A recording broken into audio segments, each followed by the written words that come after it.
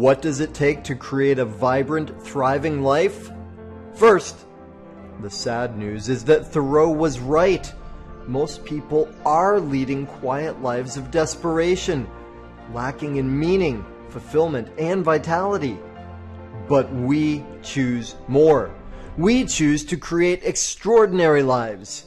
And the Art of Vibrant Living show entertains you with inspiration, empowerment, and education to create your life into a masterpiece. It's time. Let's vibe up. Aloha, y'all. Daniel Aaron here. I am your host, and this is the Art of Vibrant Living show. The show today is gonna be juicy, yummy, delicious, amazing, and super valuable for you especially if you don't just go, oh, that's cool. If you, in fact, say, ooh, that's cool, and I'm going to try that out. I'm going to put that into practice. I'm going to apply that in my life. That's where the rubber meets the road. My guest today is Diane Armitage. She is the creator of the Catalyst Code podcast. She spent 27 years as Bob Proctor's writing and strategy partner, helping shape mindset teachings that reached millions around the world. She's also a marketing agency founder who generated over $130 million for her clients. And now she's bringing all of that wisdom into her own breakthrough framework, the built-in Tower of Power. And we're going to learn about that today. And this is a system that determines whether you keep managing your current reality, don't do that, or start rewiring it to create quantum leap results in your income, growth, and in your life. I am so excited that Diane is with us today. Thank you for being with us, Diane. And happy to be here. Yay. Good. Awesome. All right. So can we just dive straight in, right? Sure, just dive in. Let's deep dive. Tower of Power. I think of, I have this vague memory of a funk group of musicians, Maceo Parker. They were the best. They were awesome, right? But what you got going, and I know because I've tapped into it myself, way beyond that. What's the Tower of Power, Diane? Well, I'll give you a little frame around it. Okay. Because I think most people keep coming up against tackle blockers in their lives. You know, they have these things that they want to achieve, but they can't really achieve them. And they go to all these seminars and they listen to all these people talk about it. And they think, okay, I can get past the tackle blocker, but they don't. So what the Tower of Power is getting you past the tackle blocker, because I'm helping you simply rewire what you already possess. So this isn't in addition to what you're already doing in your life. It's not adding to the house of you. This is figuring out how to change up the efficiencies of what you've already got. Okay, cool. Tackle blocker? I might be the only one, but I don't know what you're talking about. So tackle blockers mean, those obstacles that get in your way. You're trying to achieve this thing in your life. You may want more wealth. You may want a relationship that's better. You may want, abundance. You may want more peace in your life. And you just feel like these circumstances are always converging on you to keep you from achieving that. And so a lot of people feel like, well, if I go get this motivational seminar, or if I go buy that book, and these things can help. But what you really need to understand is that you have so much power already inside of you, already built in, that once you realize how to recognize it and direct it in the right way, then you begin to manifest and create whatever you please in your life. It's really amazing how it works. We've all got it inside us. Most people just don't know that they've got it, and most people don't know how to direct it in the right fashion, in the right order. Yeah, cool. Okay. All right. Now I understand tackle blocker. And yes, I can put up both hands. I've had those experiences. I can relate. And everybody, of course, can. We all get some of that sometimes. And there's always more in life. So we always get more opportunities for that. And I love what you said about this isn't, you have to add on and build an extension on your house and read 40 more books and go to 300 more seminars. Although that might be fun. Yes. Always good. Always good, but it's not coming from, you don't need to do that. So will you give us more then? How does it work? How do people, one, I guess, realize the power they have, and then two, implement it, access it? Yeah, it's important to understand that every move you make and every outcome that you see in your life is the result of your tower of power. It's behind it all. And it's moving all of these pieces, whether you know it or not. And the reason why this is in play is because we are made as creators and catalysts on this world. We are given 6 mental faculties that put us above any other living creature, and those 6 mental faculties allow us to change our environments, to change and make choices for new in our lives. And so when you look at those 6 mental factors, a lot of people have addressed those in the past, and a lot of people have talked about them in the past, but there's really been it landed on me about 2 years ago that there's actually a hierarchy to these mental factors. And when you begin to recognize them as part of your tower of power, then you can begin to work it from the right direction. So does that make sense? So like if I talked about the mental faculties that you have, Bob Proctor used to do this all the time. He used to say in classes and everything, he would say, we have 6 mental factors that allow us to choose our environment. They are reason, perception, memory, intuition, will, and imagination. And then he would just move on and start talking about something else. And which was great, because it's great to see that we have these 6 factors. But when we begin to recognize that they have been given to us as gifts to significantly change our lives, then we begin to recognize that we can work with each of those factors in a certain fashion. Does that make sense? I'm with you. Yeah, I'm following. And I think, let's see, part of what I'm getting is that we have these 6 faculties, factors built inside us. Everybody has them. We don't have to go out and look for them and build them and pay for them. They're there. Exactly. And so what I'm hearing you say, goes all the way back to the Greek epigraph of know thyself. And what I'm hearing you say is like, it would be useful to know that you have them. And I'm thinking, and I recall you hearing this word from you before, sequencing, that there's, and you used the word hierarchy a minute ago, that the order of those faculties is important. Is that true? Absolutely true. Absolutely key. So yeah, how does that work then? Okay. So you picture a tower. Picture any tower. Eiffel Tower, any tower at all, right? So at the very top of the tower is your intuition and your imagination. These are actually spiritual faculties because they are the highest energetic form of you. And I know that a lot of your listeners understand that, we're not just human beings in a shell here. We are energetic beings, and we're always throwing off energy. We're always vibrating at a high level of energy, throwing off energy, and are directly connected to all of the energy. All of the energy, from ground level to the most limitless, endless energetic ether, the etheric substance, like Einstein talks about. So when you're playing in the intuitive and imaginative realms, you're not operating at a human level, you're operating from your inner source. You're seeing and you're creating from the energy of all things. So that's where you really start with a big idea. You get that nudge, the nudge that says, wow, that's a really great idea. That's where our intuition starts working with the energetic source, the I am source. And then imagination is the key. Neville Goddard, do you know Neville Goddard? I love Neville Goddard. He's the man. He is the man. He says that your life is never a fixed set of circumstances. It's a living, breathing canvas of your inner vision. And absolutely nothing creates or continues without you imagining it first.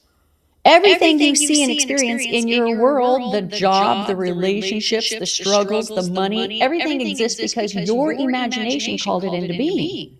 Now, that's kind of a bit of a slap in the face for a lot of people who are like, well, no, it's that person's fault.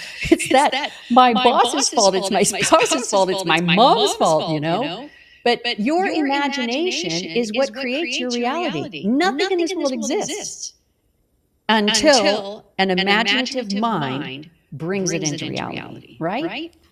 So, and you mentioned Einstein. I was already thinking of him a moment ago. He has that great line that imagination is more important than knowledge, right? And my grokking of what you're speaking right now is that's what he's talking about, right? And yes, I'm with you. It's a slap in the face for the part of all of us that wants to blame or be a victim or not take responsibility. It's also a slap in the face to materialism. And what came to me is I remember when I first heard that imagination is more important than knowledge from Einstein, and I got the bumper sticker and I slapped it on the back of my car. This was when I was a young hippie, and I had all the Grateful Dead stickers and the peace and all of these things on there. And somehow, and I didn't know, a lot of what I've learned since then, of course, about, well, actually, that's the way it works. It just, to me, is like, it felt good, it felt right, and it felt sort of counter to the density and the structure that I'd grown up with, and that well-intended materialistic, be realistic and get a job, and you got to do this, and, it doesn't work that way. And gosh, I'm a little bit on a rant here, but am I on track with imagination? No, I love what you're saying. Yeah. You are absolutely in line with it, because what Einstein was saying was imagination is bigger and better than knowledge. Reasoning mind that has established your paradigms and your beliefs in you, and it's already in the past. Knowledge is already in the past. Imagination is creating the future, right? So when you think about it, life isn't happening to you, it's sourcing from you moment by moment.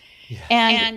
And so when you understand that, you say, okay, well, let's look at the reasonable structure that I've been raised in. You just talked about it. This reasonable structure, that's your reasoning mind. And it is one of your 6 mental factors, but it sits at the very bottom of the tower. It's at the bottom.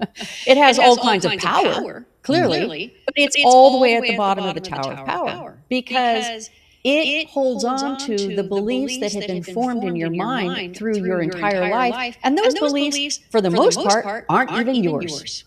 Many times, they came from somebody else, a former generation, a parent, a teacher, a pastor, a coach, a peer that you looked up to. And all of these beliefs from other people ended up in your head. And that's where your paradigms are formed. That's where your beliefs are, churning out your habit-filled pattern life, right? And so when you're working in imagination, it's a whole different mind game than working from your reasoning mind, because your reasoning mind doesn't want anything to change. It's got knowledge. It thinks you're smart enough. It wants you to stay right where you are, right?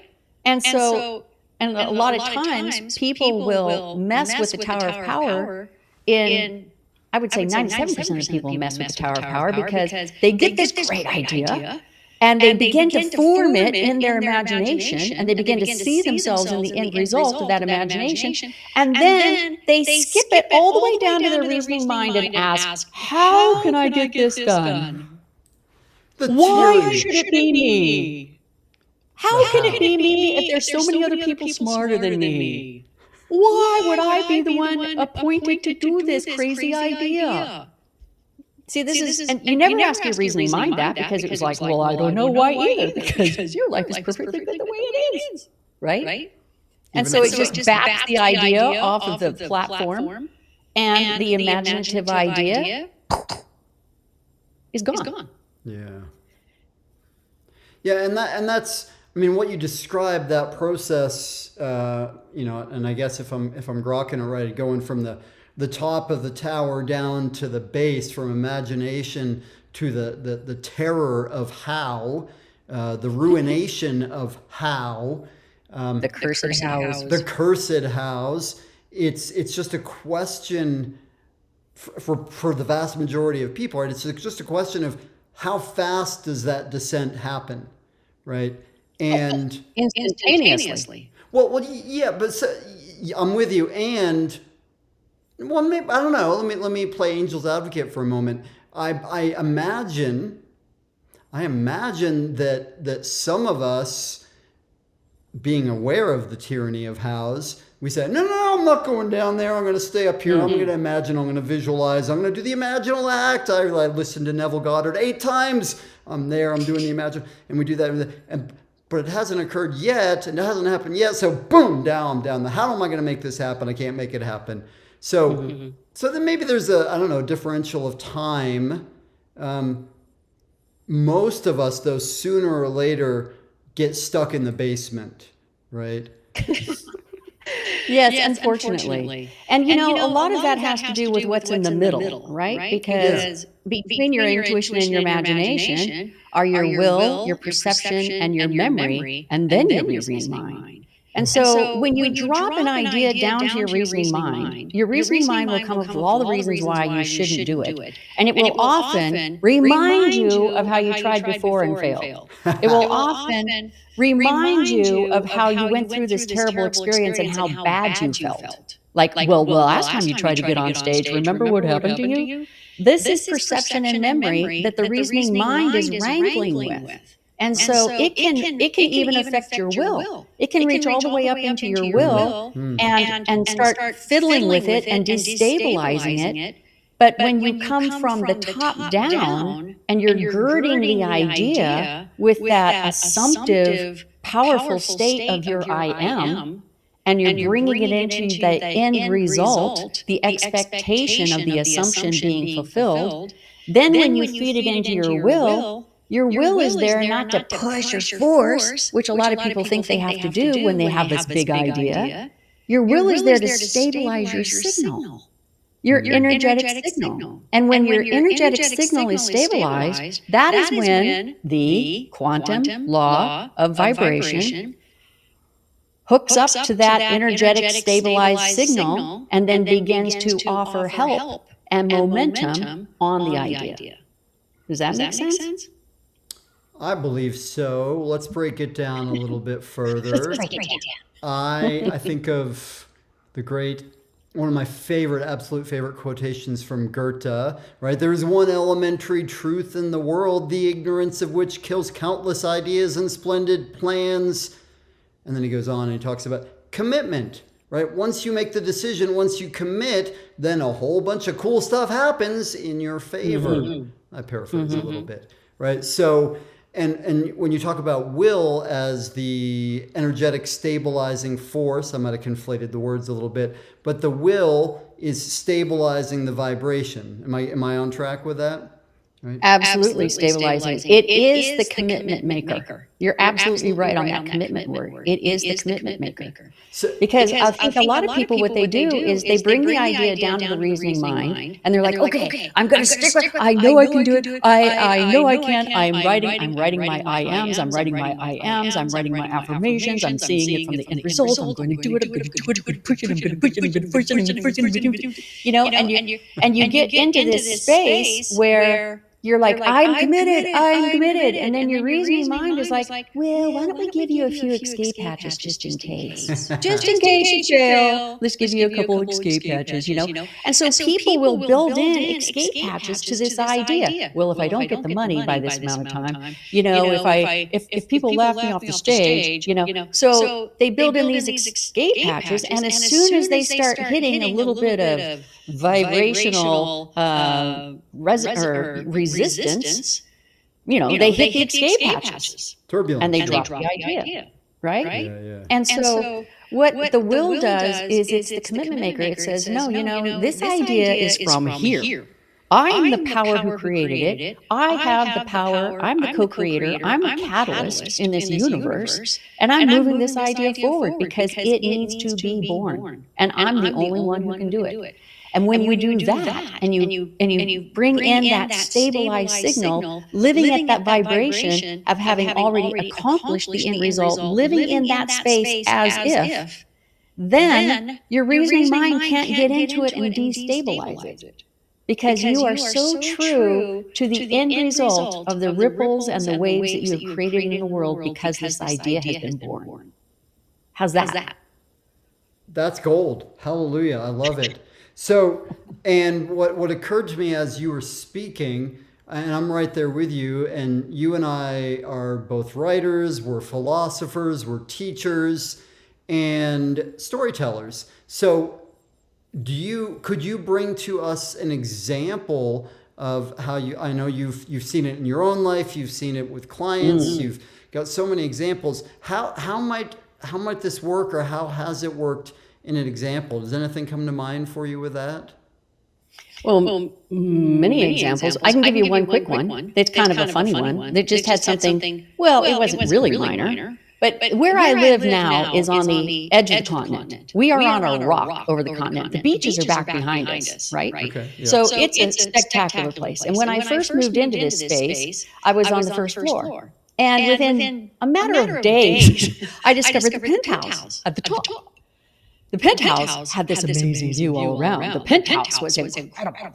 Well, unfortunately, there were renters there. And so I called the woman who owned the place. I tracked her down and I said, okay, I want to rent the place. I think your renters are leaving. And she said, they just signed a 2-year contract. They're not leaving. And I'm like, I'm sure they're leaving. So I'm going to send you my security deposit. And I just want you to call me when they're gone. And she was like, they're really happy. They're going to be there for a long time. I said, that's just fine. Give me your address. I'm sending you my security deposit.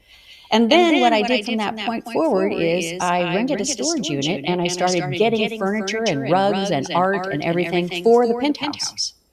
And so I was already working from the end result, the assumption and the expectation that I was going to have the penthouse.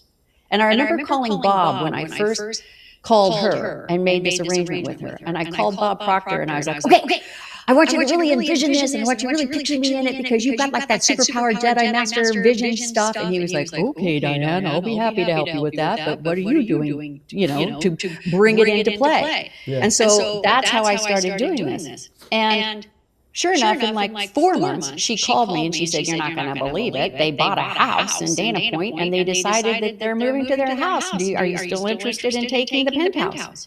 And I was like, well, of course I am. I have a storage unit full. I'd already given notice to my landlord and gone on a month-to-month with her. And so within 11 days, I was living in the glorious penthouse. And within a week, it was painted, all the right paint. All the stuff was in place. And so that's just a funny example, really, of when you live from that assumed expectation and you see yourself in the end result. I would get groceries and walk up to the penthouse first with the groceries, counting the steps before I would go down the stairs to my own condo. Where I'm getting in the sync of living from that space. And so when you really stabilize that signal, that is when the law of vibration comes in and says, oh, let me help you. They think that they're maybe wanting to buy a house. Let's make it easy for them. You don't have any idea, and nor do the people in your world have an idea of how they become chess pieces, not manipulated chess pieces, but people in play to help you achieve the thing that you have already decided has been done. Right? Is that a good example? That's great. I love it. And again, angel's advocate, and this may even require a little invention. I don't know. But was there a point for you, say when you were bringing the groceries upstairs, where your mind was like, these are heavy. Why am I doing this?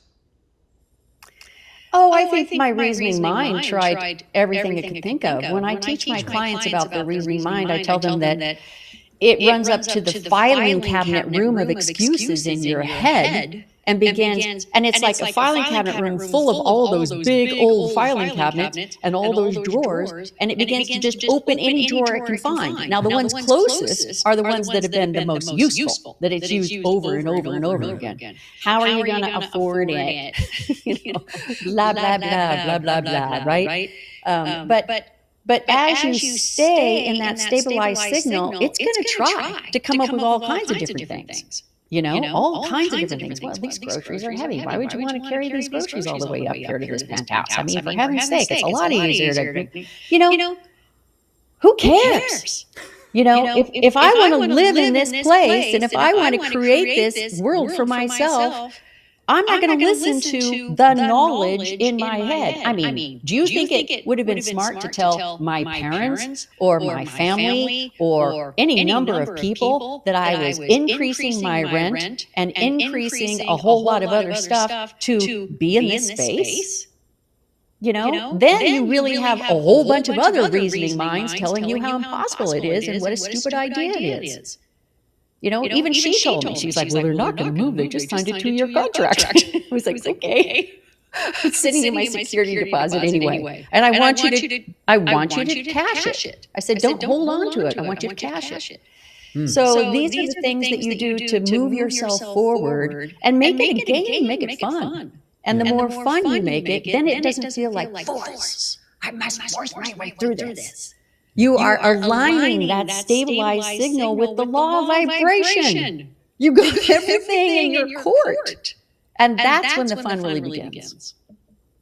I love it. I love it. Well said. Beautiful. Okay, so time's moving along for us here. And a couple things occurred to me as you were sharing what you just did, which is there is an inherent challenge, which is the mainstream view, the old programming, the people that say, well, are you crazy? That's unreasonable. What are you going to raise your rent for? What's wrong with you? Right? So there's that world over here that tends to inject doubt or fear or criticism or spark that reasonable mind to come up out of the dungeon, right? And so part of what I'm getting from that is the reminder that who you surround yourself with is so important, right? Being in a community, being in a conversation, in conversations like this, which is part of why coaching is so amazing, why it's so great to have mentors and teachers,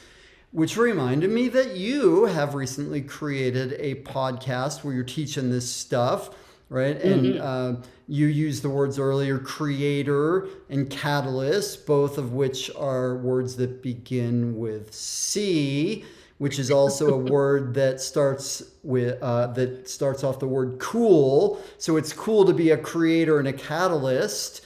And will you tell us more? What's going on there? Will you say more about creator and catalyst? Because I think I know what you mean, and probably most people are like, oh yeah, I know those words. I remember those words. But they go deep, right? They're important, powerful words. Yes. Well, a lot of this is, like I was just saying, a lot of times when you've got that big idea, you have to be very careful with who you share it with. That is for sure. Pearls before swine, right? Exactly, because when you begin to share your idea to get opinions from other people, I'm not trying to get off track. I'm going to get back to your question. When you try to get opinions from people, well, you think I should do this? You think I should go for that? What are you doing? You're destabilizing your signal. You're destabilizing your energetic signal. And what does the law of vibration do? It lines up with that signal. Right. And when it lines up with that signal, then you're going to get people all around you. You're going to find the tackle blockers and the obstacles in your way. So as far as the Catalyst Code goes, the podcast, I just felt like it was really necessary to really start doing these 30-minute short teaching sessions that allow people to really understand how much power they have. We are not little human beings with little tiny spiritual peaks in our, this could be our little spiritual. We are all spiritual. Right? We are all spiritual, and we're always interacting with spiritual source, energetic source. We are in charge. We were put on this planet to be co-creators. And that is where the big I am comes from. I am creator. I am catalyst. I am here to make change happen.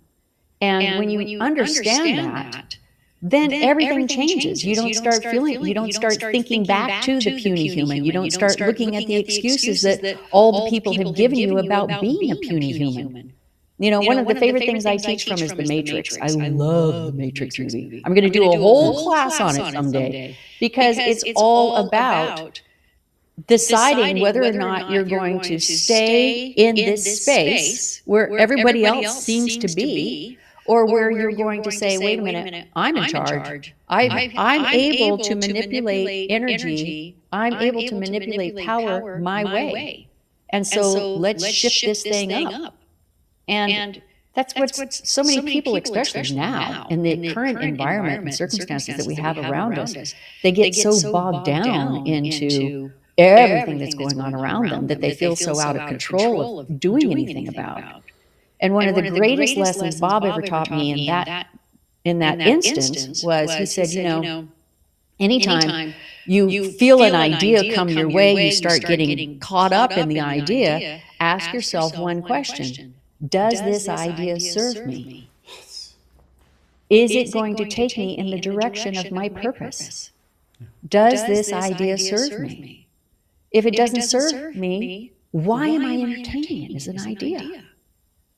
One thing Bob taught me, he's like, I don't read the news, I don't watch the TV, and there's an understanding that we need to have an understanding of what's going on out there, but to get bogged into it and pulled into it, and the conversation is everywhere around us. That's staying in the matrix, and that's where certain powers want us to be, because we're more manipulable there. And we don't want to be in that space. We don't want to give our power away. And that's why I do the Catalyst Code. That's why I teach the classes I do, because I'm helping people remember who they are and whose they are. And that is the key. I love that. Thank you. You brought a new creation for me as you spoke that. The image came for me. You were speaking about the matrix and the ideas, and does that thought serve me? Does that move me in the direction of my dreams? And suddenly I pictured that scene in the Matrix where Neo finally cracks the code, and he's dodging the bullets and he's moving and all of this, and then he catches the bullets. And those bullets are those ideas that destabilize and stop us, right? You are so good. That's exactly what I taught in my class when I was teaching it in my money physics class. Those bullets coming at you that he just caught, he neutralized the bullets. Yeah. And that's all they are someone else's beliefs carrying their power towards you. I love it. And that's the great line that Jim Rohn, sorry, go ahead. I said in the metaphorical sense. Yeah. Well, yeah. Yeah. Well, yeah. Okay. And there's a great line that Jim Rohn said, right? Like, we must be guardians at the gates of our own mind, right? It's that same thing. And the more we live in the imaginal, the more we get discerning about all the lower realms, especially that dungeon. I just created that dungeon. It's my favorite way of extrapolating on the tower. So actually, let's go back though. Say again. I said, good on you. Good on me. So the two things come. One is the Catalyst Code, your podcast. People can tune in on YouTube, correct? Yes, any podcast platform, but also at my YouTube channel. So they can see the video and hear the audio on YouTube. Awesome. I love it.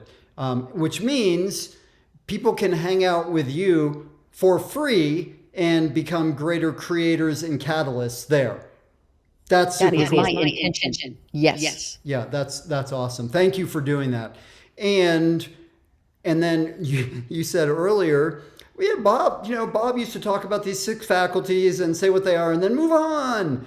And and I could feel the energy of that, like, well, hold on, wait a minute, let's get back there. That's important.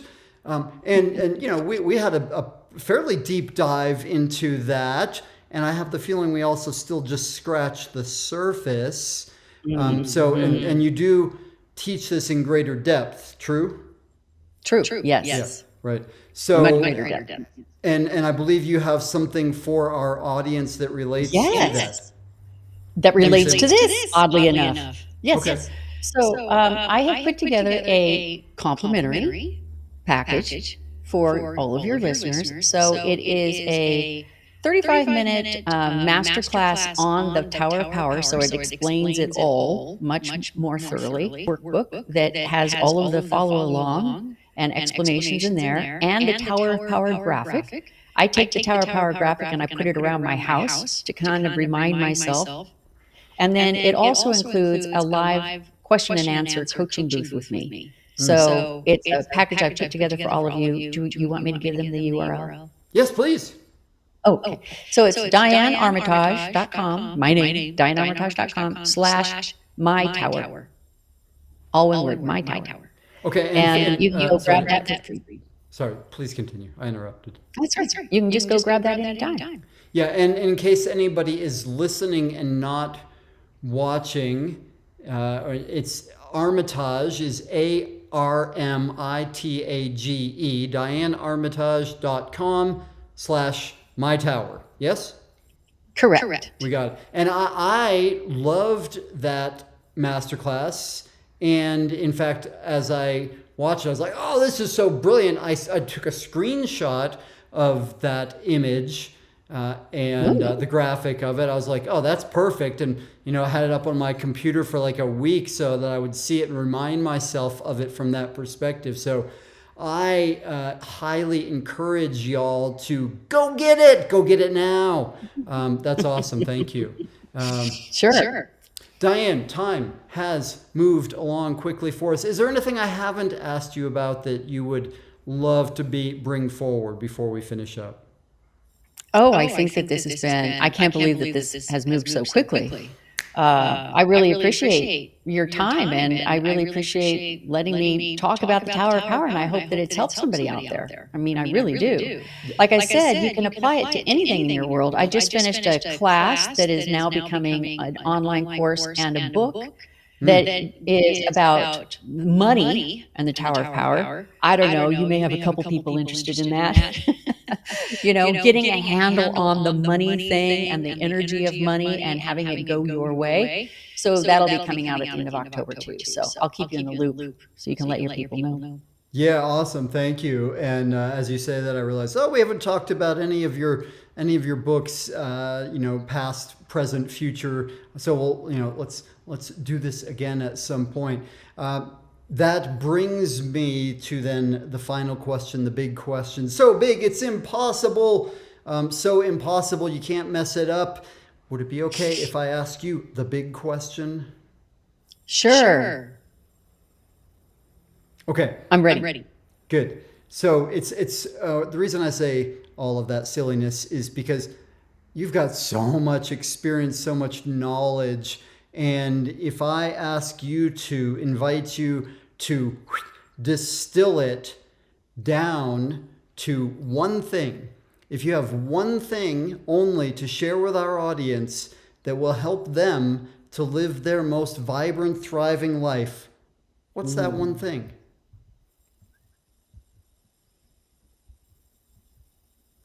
You are a creator, and you are a catalyst, and you are an energetic, limitless being.